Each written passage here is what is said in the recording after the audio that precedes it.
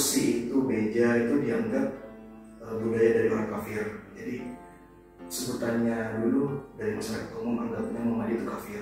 Terus semakin banyak orang-orang yang memiliki pikiran negatif kepada Muhammadiyah, sehingga ini misalnya aja ya, sehingga Muhammadiyah ini harus dileburkan kepada NU.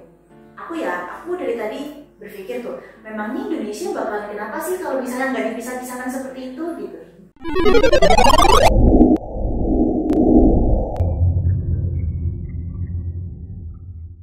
Assalamualaikum warahmatullahi wabarakatuh. Halo guys, balik lagi di Semacam Podcast dan Semacam TV.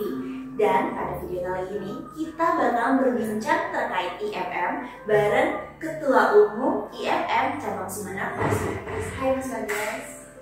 Mungkin lebih afdal nih kalau misalnya Mas Bagas nyapa ke teman-teman yang lagi ada di rumah.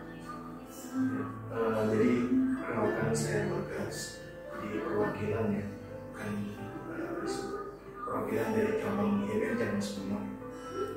Sekarang saat ini saya diundang di Semacam Podcast di salah satu channel YouTube yang sudah terkenal dari Kepulauan Seribu. Semoga cepat-cepat terkenal. Ya, Mas Bagas nih setiap harinya aktivitasnya apa sih Mas? Apa fokus aja di IMM atau mungkin fokus ke pawangnya? Punya pawang nggak ya? Nggak ada. Nggak ada, berarti ada kesempatan ya. Atau apa nih? Jadi aktivitasnya saya sehari-hari itu memang sekarang aktif di organisasi Ikatan Mahasiswa Muhammadiyah, yang mana organisasi ini juga merupakan organisasi nasional ya. Nasional juga aktivitas saya juga saya ingin juga melanjutkan studi saya di pasca sarjana. Insyaallah doanya ya sudah mendaftar di UM Surabaya. Universitas Muhammadiyah Surabaya. Ya. Semoga keterima. Dan nih Mas, kayaknya nih dari sepenangkapnya aku IMM ini setara sama PCIM ya? Iya, kalau setaranya ya setara kalau dalam artian kepemudaan organisasi kepemudaan di nasional. Memang IMM itu sendiri kalau bicara masalah setara dengan IPNU dalam sisi OKP-nya ya, dalam sisi OKP-nya di Kementerian Kepemudaan ya. Kalau dari sisi pergerakannya beda, karena kan di IPNU kan di kalangan pelajar, juga aktifnya di pelajar IPNU. Kalau di IMM itu sendiri ada pergerakan dari mahasiswa. Berarti di bawah IMM itu ada lagi dong yang khusus belajar? Bukan di bawah sih. Muhammadiyah sendiri ada beberapa organisasi otonom ya, bisa disebut organisasi otonom, yang mana ada yang juga setara dengan IPNU yaitu IPM, Pelajar Muhammadiyah. Oh, berarti beda penyebutan aja nih ya antara IPNU dengan IMM itu sendiri. Kan kalau misalnya IPNU tuh ada yang memang dari di sekolah-sekolah sendiri kan. Kalau misalnya di IMM sendiri itu ada IPM, ada IMM juga, dan juga untuk di IPNU itu kan kayaknya Bandung ya. Kalau di IMM berarti organisasi otonom. Oke. Nah Mas, kan aku sendiri nih, aku pribadi kayaknya kurang mengenal nih terkait IMM. Nah mungkin juga beberapa teman-teman yang lagi ada di rumah yang lagi nonton ini, kayaknya juga masih ada beberapa atau segelintir lah yang masih belum mengenal IMM. Mungkin Mas Bagas sendiri nih sebagai ketua umum bisa mengenalkan sebenarnya IMM itu apa sih? Jadi IMM itu sendiri organisasi kemahasiswaan yang berada di bidang keislaman, organisasi mahasiswa Islam itu. IMM itu sendiri singkatannya dari Ikatan Mahasiswa Muhammadiyah. IMM itu tujuannya adalah mengusahakan terbentuknya akademisi Islam yang berakhlak mulia demi tercapainya tujuan dari Muhammadiyah. Jadi konteksnya lagi-lagi tidak jauh dari Muhammadiyah. Mengenai pergerakannya itu, pergerakan IMM seperti yang saya katakan tadi, tujuan mengusahakan terbentuknya akademisi Islam, jadi yang berakhlak mulia. Jadi kader dari IMM itu sendiri memang dibentuk di kader dari sejak awal, dari tingkat komisariat sampai tingkat cabang hingga pusat, memang dididik untuk menjadi Islam yang berakhlak mulia. Jadi selepas dari kita memakai jas IMM ini, kegiatan sehari-hari memang didoktrin dan dikader untuk memiliki akhlak yang mulia. Jadi bukan lantas kita berjas IMM kita harus menjaga nama IMM dengan berperilaku yang baik, tapi juga lepas dari jas ini kita juga dituntut untuk memiliki akhlak mulia. Berarti dengan kata lain nih, kader-kader IMM itu sendiri adalah orang-orang yang pantang untuk tidak berakhlak mulia. Ya, saya kira seperti itu. Dan Mas, menurut Mas sendiri, cara meningkatkan eksistensi IMM di sekitar kita atau di daerah Sumeneb sendiri itu gimana sih? Kan yang seperti aku ketahui sendiri nih secara pribadi, kalau misalnya IMM itu masih belum belum banyak dikenal lah sama teman-teman. Sebetulnya sih IMM ini cara bereksstensinya di kalangan mahasiswa itu dengan cara dakwahnya itu secara berkemajuan gitu. Jadi IMM ini memiliki tiga dasar komponen bergeraknya IMM di organisasi itu sendiri. Jadi ada tiga komponen dasar yang mendasari pergerakan IMM itu. Yang pertama adalah religiusitas, yang kedua adalah intelektualitas, dan yang ketiga adalah humanitas. Jadi cukup kompleks ya kalau menurut saya. Pergerakan IMM ini tidak lepas dari yang namanya religius dan tidak lepas dari yang namanya intelek. Jadi IMM itu sendiri cara berekstensinya itu dengan cara turut andil dalam media sosial. Jadi setiap ada kegiatan untuk diupload, setiap ada event-event atau apa diupload.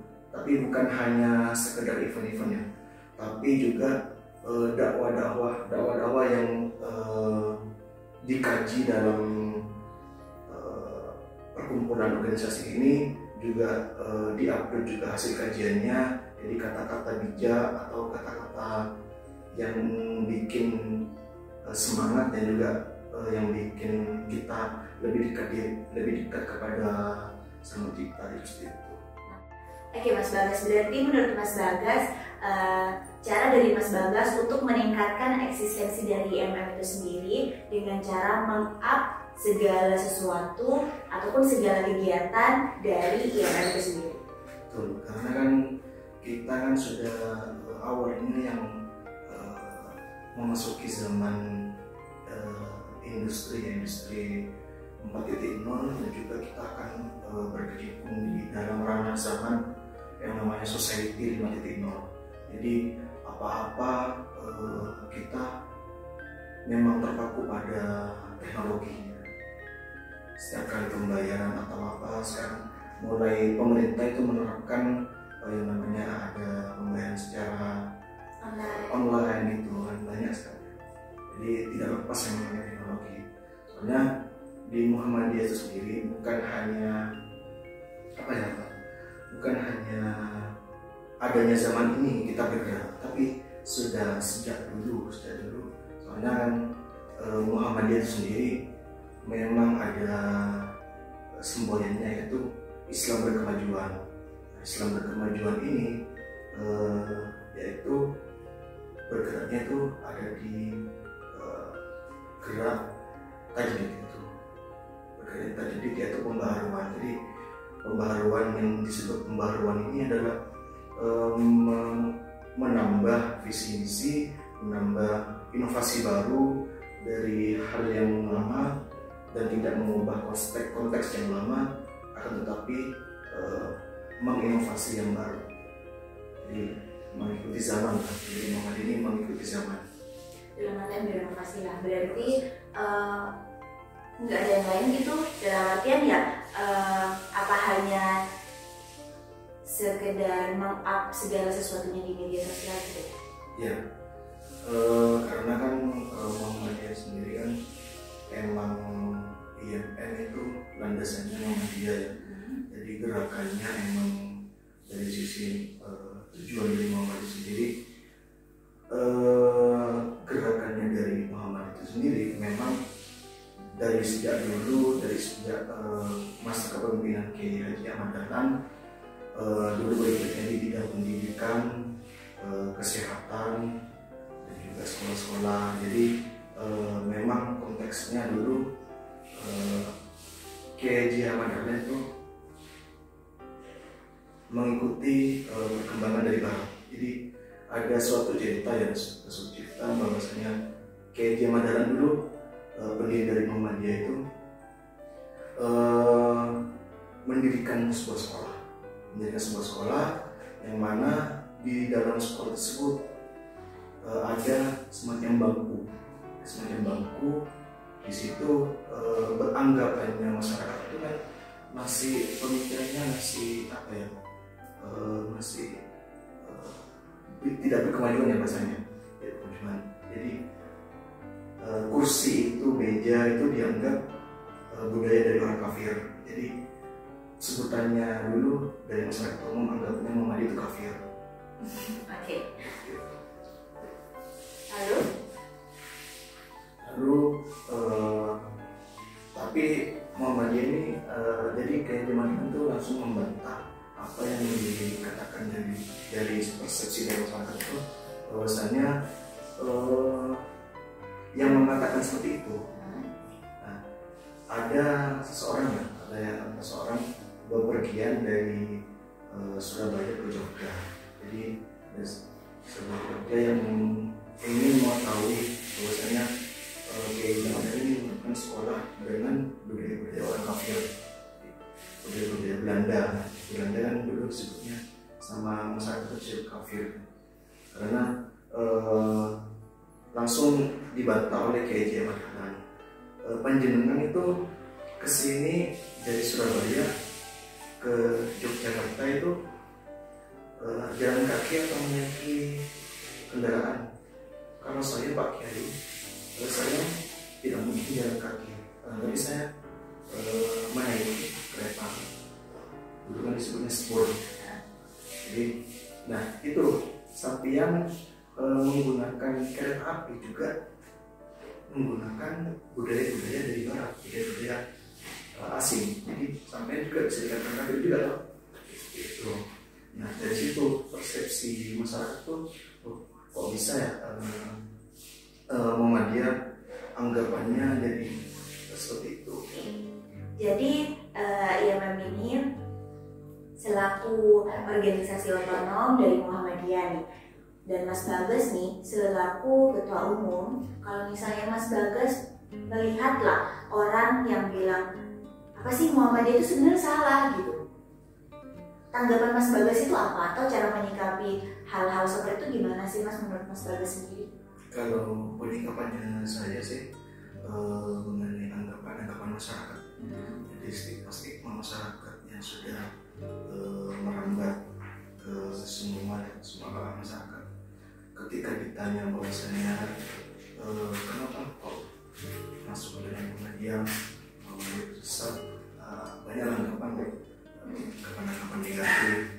Saya sih menganggapnya bahwa ada beberapa kalangan masyarakat yang sudah mengetahui dan juga ada kalangan masyarakat yang masih belum mengetahui. Tidak mengetahui. Nah, anggapan masyarakat yang belum mengetahui ya seperti itu. Muhammadiyah itu kafir, Muhammadiyah itu apa? Kabarnya negatif lah. Padahal sama-sama Islam. Pada sama-sama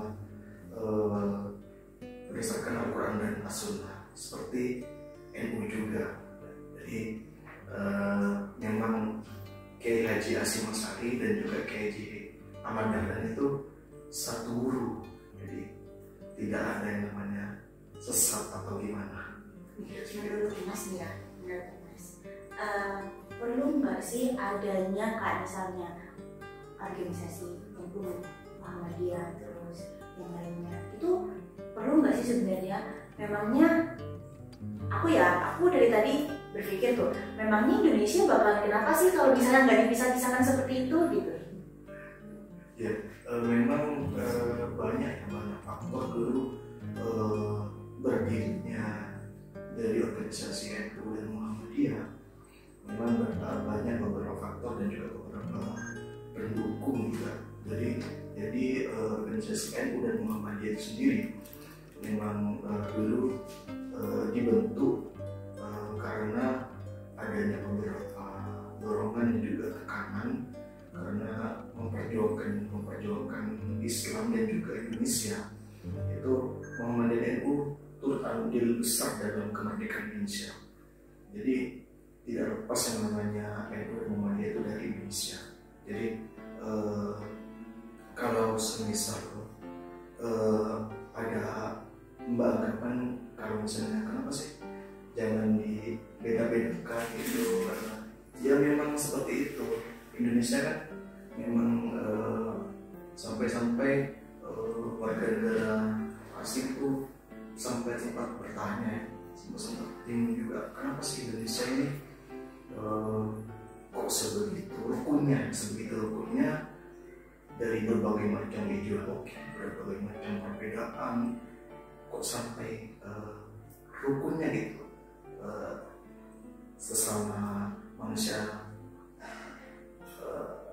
sosial ya namanya. Jadi masih interaksinya masih cukup erat. Jadi pendekatannya kita seperti itu.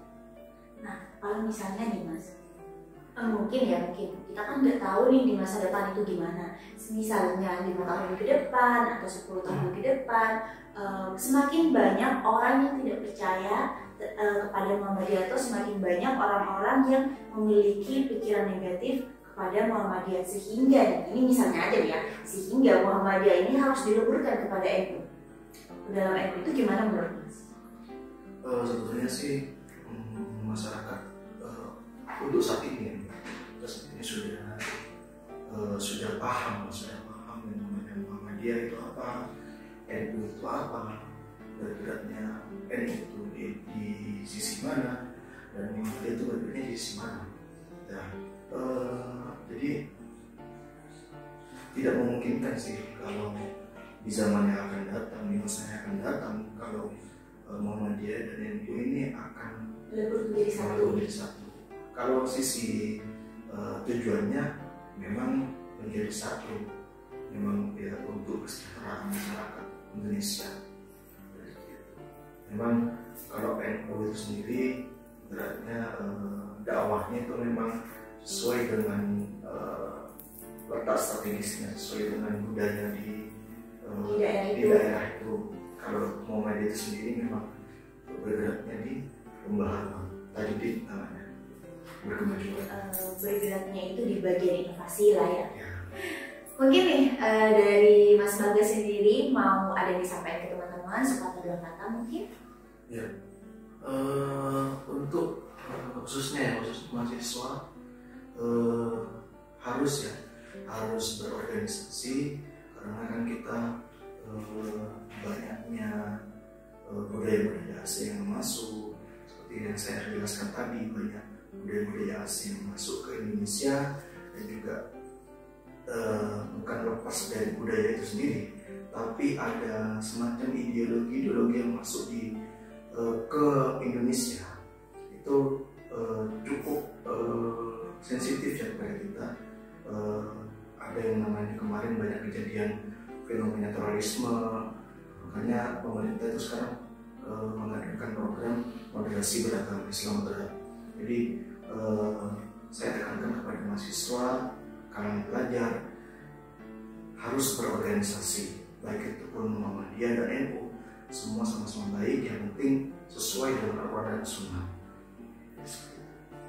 Oke, jadi intinya maksud yang disampaikan Mas Bagas itu kan jangan pernah membeda-bedakan.